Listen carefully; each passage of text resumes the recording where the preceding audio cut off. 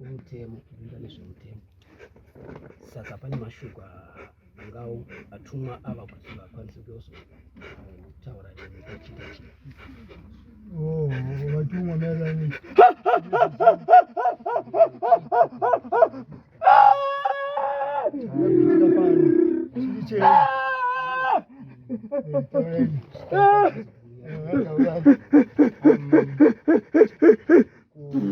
kutaura watakaita pane kunetsana kwakaita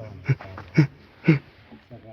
zvataurwa sekudaro kuti pakarwiwa nesofota ndopatauya tizongotaura nyaya yekuti itai zvinhu zvenyu asi muite parume runyararo muchidzora ndo zvinhu zvakanga tangoinga hanzi pakarwiwa hapana kumboriwa pana pasi ndezvemhuri ndezvemhuri yedu hapana mboriwa panapa pakangota kutaudzana semusha wedu mhuri yedu yekwamaonzwa hapana kumborwiwa.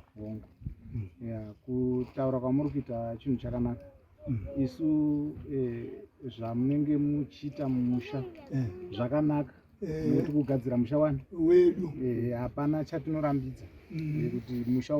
ugadzirwe nekuti kutsvaga gwara rakadi rakanaka. Musafunga kuti kudziisa asi tiri kuti musazorega vanhu vachizoita sei vachizotemana chete nokuti munhu anogona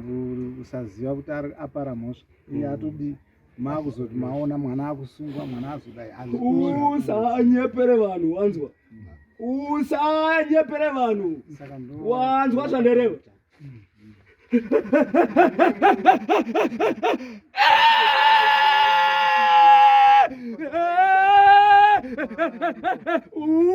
usanyepere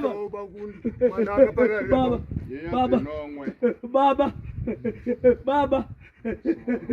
nyararai nhawidzi manzwa zvandareva ndichakutungamirirai padare kusvika rasvika kumapena